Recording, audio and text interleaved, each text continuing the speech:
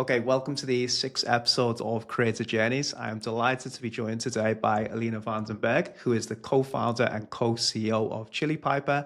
Chili Piper is doing over 40 million ARR in revenue last time I checked, which is incredible. And today, Alina is going to talk us through why she is still at this level with a million other responsibilities, investing into creating content on LinkedIn. So Alina, welcome to the show. Great to have you here. I'm very happy to be here, Adam, even if you only have one AirPod. It's back in now. Sticky ears just jumped out the shower. Cool. So I think, let's start at the beginning. As I mentioned in that intro there's obviously a lot of things on your plate on a daily basis, in addition to having children, which I'm quickly learning just derails life. So why invest into creating, publicizing, documenting your journey? What's the original motivation behind doing so? When we started Chili Piper 9 years ago, I was terrified of social media. I was terrified of journalists. I was terrified of stages. There was like fear of death, me on stage. That was like the same level. But I changed my perspective on it, and somehow the fear diminished when I realized that my voice can have a positive impact. And that's how I started posting a lot more, maybe a year and a half ago, 2 years. Yeah, about 2 years ago. Yeah, it definitely is something that has picked up traction really quickly, and a lot of people are extremely interested in what you have to say.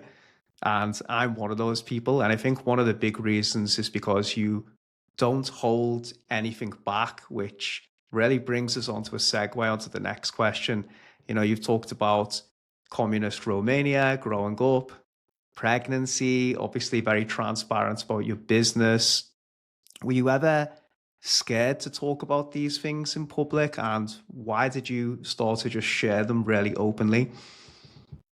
LinkedIn is an interesting platform because we're learning things that are related to our business context, and we're there to be better professionals. And you'd imagine that my sharing of pregnancy is odd in that kind of medium.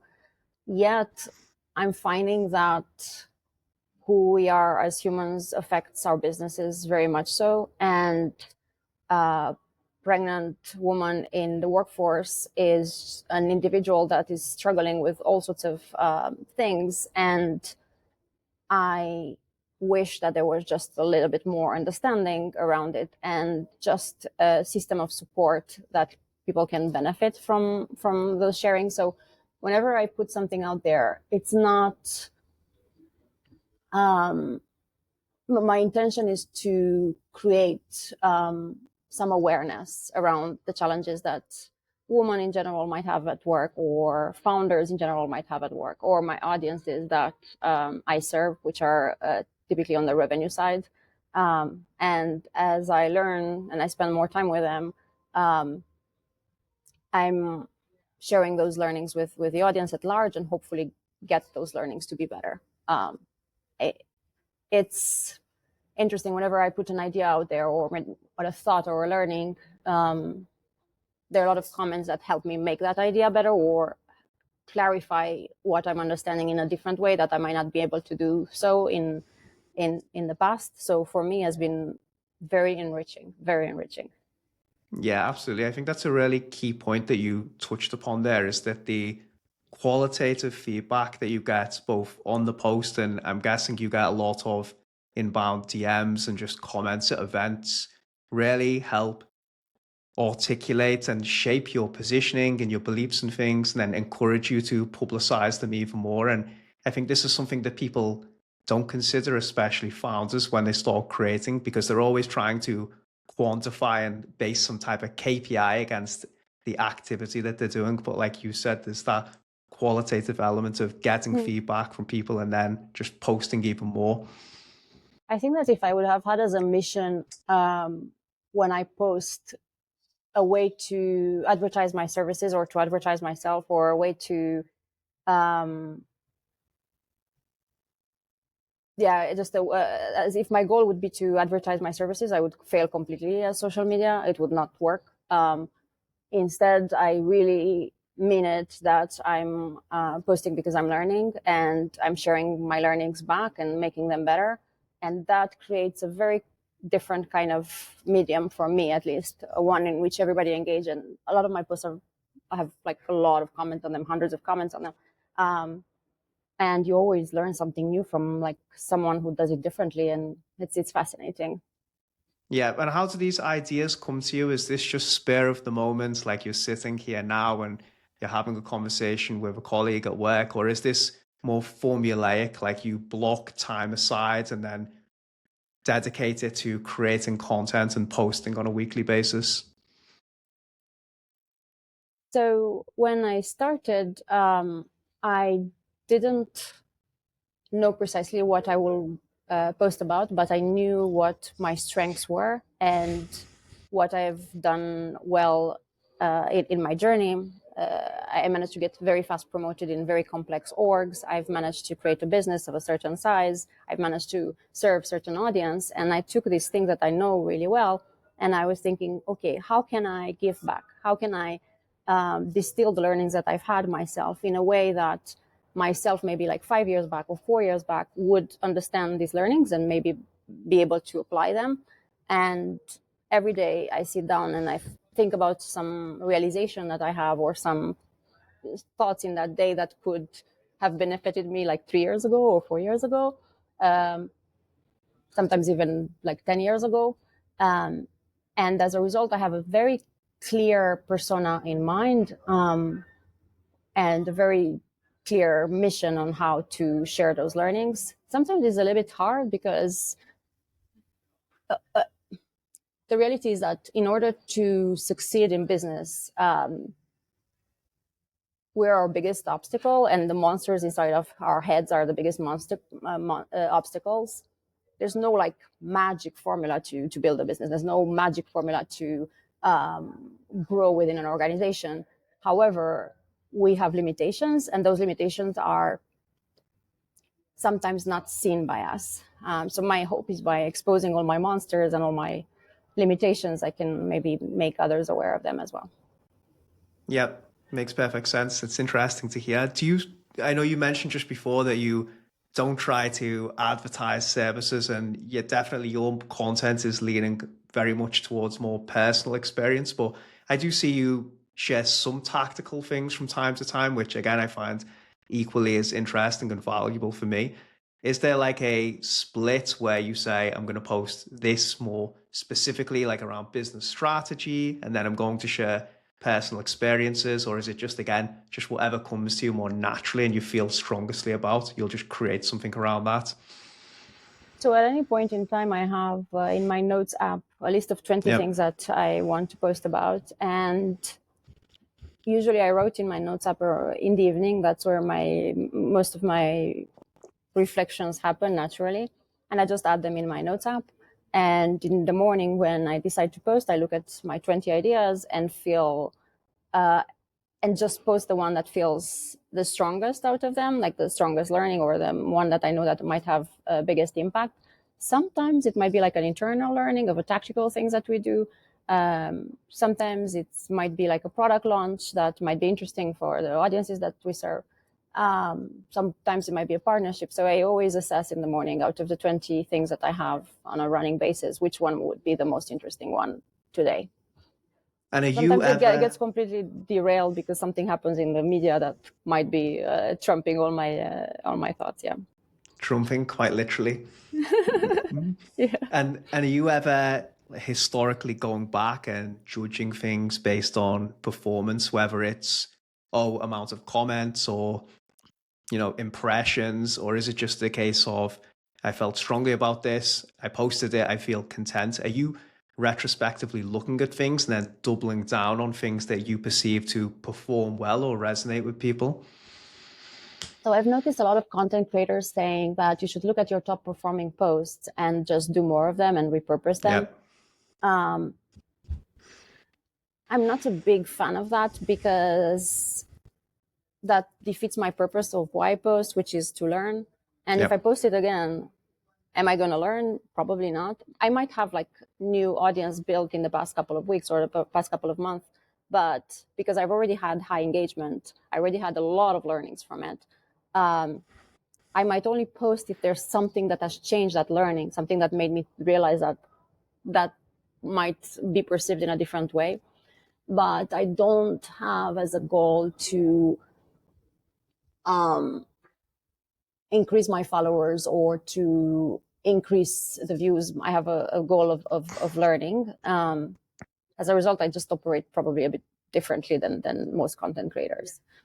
Yeah, and I think you hit the nail on the head. Most people will encourage people, especially if they're trying to tie it right to some tangible business outcome, to double down on the best performers. But I like your philosophy of just pursuing what you're most interested in and what you most do share and learn about. And you have to find some enjoyment in the process. Otherwise, I just see people get so bored and can't really dedicate the time needed to make it a success because, like you said, they're just so obsessed with tying it into what performed well in the past, almost getting like too over analytical about it and not writing from their true self. I do want to caution that I'm not, I don't want to be hypocritical. I am super happy when I get some business results out of it. Yeah. And there are some UTMs, they're clearly marked UTMs in when I have an ask for a business goal. But the way I look at it is that by then I hope I've earned the trust and I've earned enough to sometimes ask something in return, because I've provided enough value to my audience that it doesn't feel strange that I might ask for things from time to time. Yeah. And it's so interesting to hear that you just basically have a notes app right on your phone where you have all these ideas collated. Again, I think this is something that paralyzes people when they think, what should I post? Because for me, most people are really interesting, especially founders, and there's a million things they can talk about, but they just get stuck at the first hurdle, not knowing what to post. Why do you think that is when you've spoken to other people? At the beginning, it was hard. It was hard for me too. I just didn't think that I had interesting things to say. Yeah. And my first post, of course, they got 0 engagement, and I would keep going at it. And every day I would just post, like I would get like 2 likes and like 1 comment.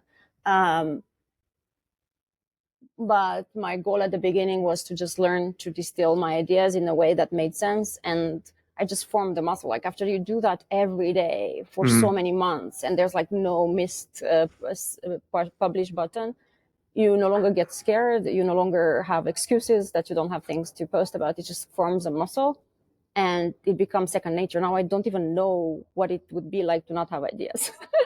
Yeah. No, you see what I mean? It's like because the muscle is there, I don't have that issue anymore. It is a habit, isn't it, that you have to build, and then, like you said, you end up with too many things to say, and you could probably post 10 times a day if you get throttled by the algorithms. What about other founders must approach you a lot and ask you about the creation process? Is it the same for them? Like a lot of imposter syndrome, fear of being judged, or for the other founders? Yeah. The fear of being judged is somewhat present, but I think that most of the times people feel uncomfortable with being on the stage and just like being the public face of the company, because oftentimes they're not their ICP. So they might sell to engineers or they might sell to finance folks, and they themselves are not the ICP. And it just doesn't feel right to be that face where an engineer might be better or a CFO might be better. And I think in those cases, they're correct. It's not obvious that they should be posting things unless they have like a super important mission where there's a cause that they really care about, might be in their spare time, or they have something that is really meaningful to them to share and they want to have an impact with that. But otherwise, it just doesn't make any sense. Like, why would you even try? Yeah, it makes a lot of sense. And now that you have started to get traction, obviously you built an audience, lots of people waiting for you to post. How are you thinking about that from a leverage standpoint in terms of your own company, future business opportunities? Is this ever something that you consider, that now you've built this audience, I can pivot and develop new products, quickly gain feedback, or pursue other business opportunities? Would be interested to know if you're considering things from that standpoint as well? I use it a lot, my account, for research to understand what would resonate better. So for instance, when we gave a name to our platform, it's called like demand conversion platform, I actually posted and I asked people if they resonated and didn't resonate, even though we've done a lot of interviews and we interviewed hundreds of people. I just wanted to make sure that I don't miss anything. Similarly, when we were picking our tagline, we got people to vote. Even for our products, I asked for a lot of feedback, and I encourage people to come for me to report bugs or anything like that. So there are many things that are already happening. I already have 5 SKUs, like 5 products. So my platform is becoming quite complex, and I have different personas. It's a lot more complicated for me to create value because I have such different audiences that could benefit from my posting. So I'm always mindful of how I create the kind of learning without adding too much noise into the funnel. That's why I keep giving. I still have the same perspective that our journeys are successful if we unlock limitations in ourselves, and that's going to be the focus of my post on LinkedIn going forward, for sure. Yeah, but I think that's a big competitive advantage that you have, especially in SaaS, that you can almost iterate and validate ideas by just having a ready-made audience who's willing to give you feedback rather than spend so much time ideating and hypothesizing on something that in the reality is people just might not care about it or be interested. Whereas you can instantly just do user research on steroids and networking by publicizing these thoughts and then taking all the signals and then making decisions based off that. 100%. That's actually how we did our messaging as well. And it worked really well. Yeah. Yeah, fascinating. And what would your advice be to other people who may be going back to when you started out, have this fear of being judged, fear of creation, not knowing what to create? What's the easiest way to, number one, get started? And number two, keep faith in the process when you might not be getting the traction in terms of, impressions, engagements? What encouraged you at the beginning to keep publicizing, keep building in public when you couldn't really tie it into anything to encourage you to have faith in that? In my case, I think I would have given up if I didn't have a strong why. I would have definitely given up because it's a painful process. It's super slow. There's a lot of upfront investment, and that yields zero results. And I would have for sure given up if I didn't have a strong why. So first of all, define your why in the beginning. That's incredibly important. And I'm finding that if your goal, the why, is to sell, your audiences are going to smell that. So Yeah. that's never a good goal. Yep. So leading with value. How is as you sort of build out LinkedIn, have you thought about other channels as well, YouTube, X, Twitter, or are you just still trying to grow your audience there? Right now, I feel like I'm missing out on TikTok for sure. I've always hesitated to post anything on TikTok outside of my silly videos that I've done because I didn't take it seriously.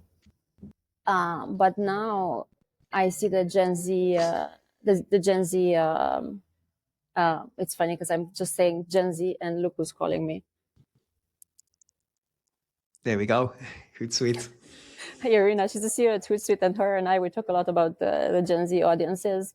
The Gen Z audiences, they don't like to talk on the phone. They follow most people on TikTok, and they have this expectation to have everything given to them on a platter and optimize for them getting to a product without talking to a person. And they get a lot of education from TikTok. So I think I might try it, but I'm not sure when and how. And obviously there's a resource capacity element, right? Because you're going to have to record videos and put some type of structure, I would imagine, in place. Or are you just planning to, whip out the phone and then again just organically like talk about something you feel passionate about? How are you thinking about that process and building on the channel? That's my issue right now because I feel so comfortable in text and not at all in video. I don't feel comfortable talking by myself to the camera. I feel like there's Yeah. nobody there. If I'm talking to you, it's fine, but there's nobody there. I feel very uncomfortable with having no audience like that. So I think that it might only work if I co-create with somebody else that's around me or in the office or something like that. It is weird. I can say as someone who's done probably thousands of those talking head style videos now, there's a lot of hitting start, stop, deleting files because it does feel weird, but you sort of like anything get used to it after a while, I think.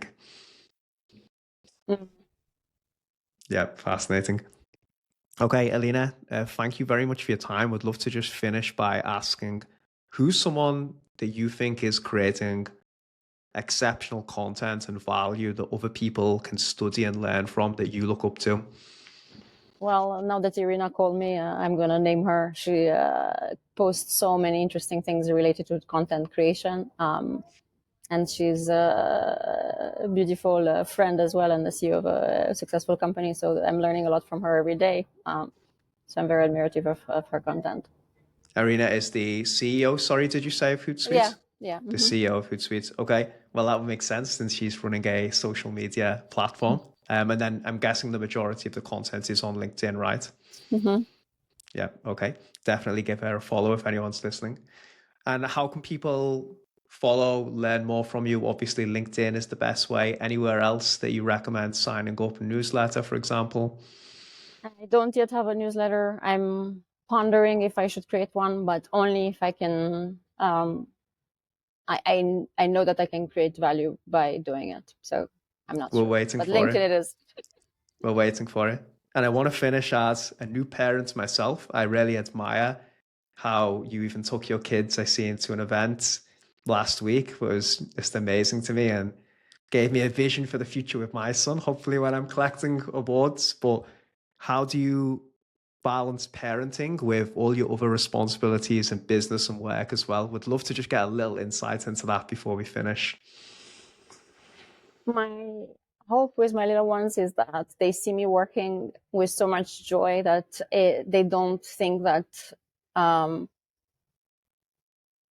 that they look forward to it as they finish school as opposed to dreading it, and them realizing that work is as fun as playing with Legos. So involving them early in my work, for me, it's fun. It's fun for them too. I created this QR code for them to book qualified meetings at the floor, and they were ecstatic by the potential of earning money like that. So that's how I've been doing it. I have the privilege of being a founder and being able to do that. But I think that it's possible, even if you work for others, to get your kids to experience some of the things that you might find joy at work and get them involved in the process. It's beautiful. How old are they as well? 5 and 3. Five and three. So they're really expediting the self-development at the moment, taking them to all these places. Yeah, they love trading. They love understanding of hourly rates of people and the service they can provide and finding service for others to earn money. It's funny. I need to get a move on. My son's 1 next month, so I'll have to start the lessons when You he have to gets get home. started. I have to get started, yeah. All right, Alina, thank you very much for your time. Really appreciate it. I will drop the links in the show notes for anyone who wants to follow, but this has been great. And once again, thank you and see you soon. Thank you, Adam. It was fun.